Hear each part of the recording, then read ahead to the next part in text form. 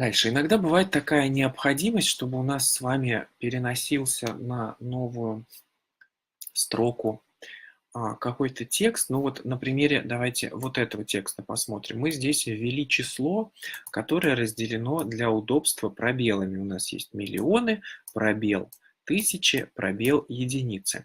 Если мы где-то в начале будем добавлять какое-то количество текста, ну, я просто пробелы добавляю, да, то смотрите, что получается. У нас с вами ушли единицы, а миллионы и тысячи остались на одной строке. Так быть не должно, но в силу того, что это единая цифра. И мы хотим, чтобы она вся всегда была на одной строке. Поэтому нам нужно здесь поставить не просто пробелы,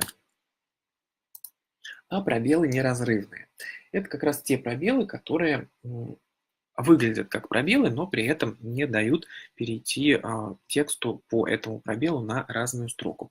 И отличается он от обычного пробела только тем, что для его простановки нам нужно нажать на клавиатуре Alt-пробел.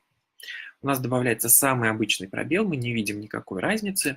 Ну и вот здесь его же давайте поставим Alt-пробел. А теперь попробуем снова ввести какое-то количество текста до.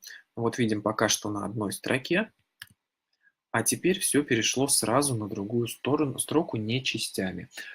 Это также можно использовать, например, при работе с инициалами, когда у вас есть фамилия, и надо, чтобы инициалы не уходили на новую строку, или даже чтобы инициалы не разбивались на отдельные строки, а были всегда на одной